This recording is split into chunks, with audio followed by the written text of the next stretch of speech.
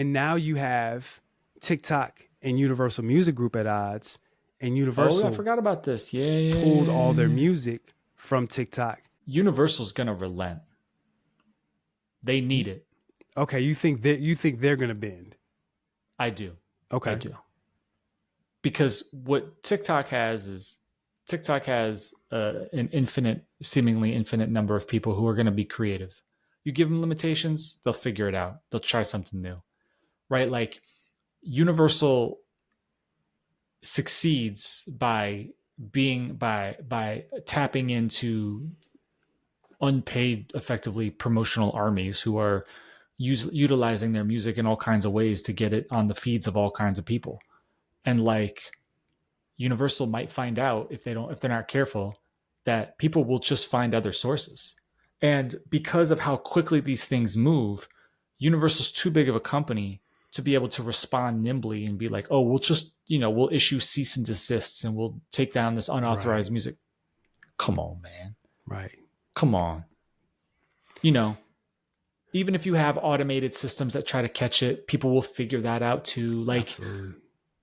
especially I feel like especially on something like TikTok, where like the point isn't to stream. This is the thing. Like with YouTube, they can catch it because people who are trying to upload copyrighted music, the whole point is to listen to the music. That's right. What like the music from Universal on TikToks, they're background audio.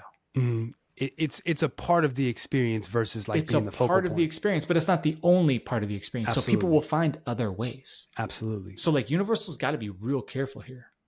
You And, know, and from what I remember, or from what I understand, the reason why, what stemmed from all this was the fact that Universal wanted TikTok to pay as if it was a streaming service. that's right. And it's That's right. like, that's not, people don't go on TikTok to your point, they don't go on TikTok to listen to music.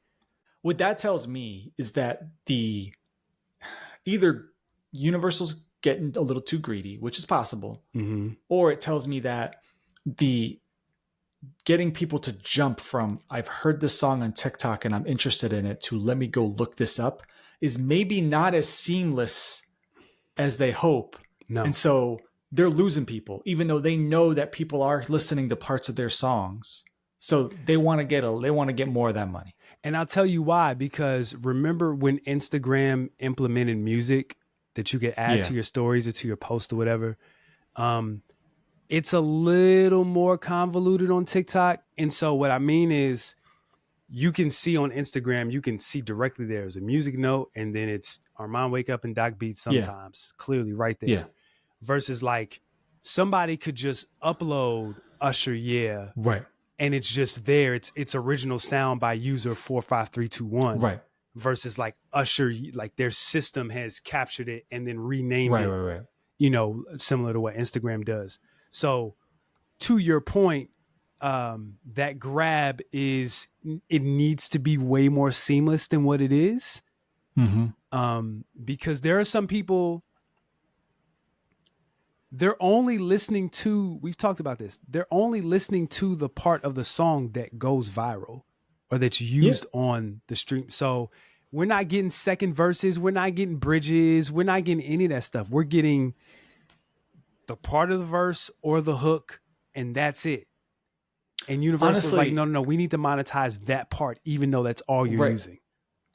Honestly, we're sort of at the point, if artists aren't already doing this, they should, where if you have unreleased music that's starting to go viral on TikTok, when you do release it, you should rearrange the song that you're releasing so that the viral part is at the beginning. That's a good point. Because otherwise, people might randomly listen to it on a playlist and they might not connect it because they might not give it enough of a chance to get to the viral part. Yeah, it's interesting that you think that they're going to relent. I didn't think who would, and I didn't think of who would between the two parties. But TikTok's statement basically says we're willing to wait. Yeah, you need us more than we need you. It's not like, I mean, Universal does have quite a bit of market share, but they don't have all the market share.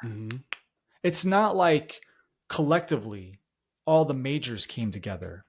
It's not, this isn't all the major labels versus TikTok. Mm-hmm. This is one of the major leaguers. It's one of them. So, right. Yeah, it's a test. Yeah. It's a test. Absolutely it is. Yeah, no, I mean, I think it's one of those things where it's like, listen, like,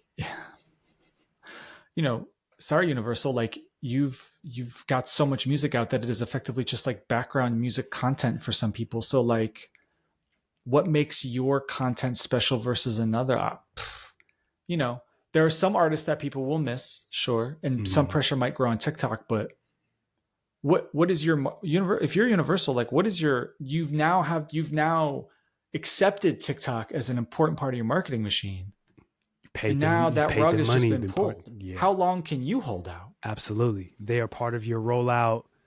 Like we talked about that years ago. Like they are collaborating with TikTok, paying them to, modify the algorithm to highlight a specific song or a specific artist or whatever.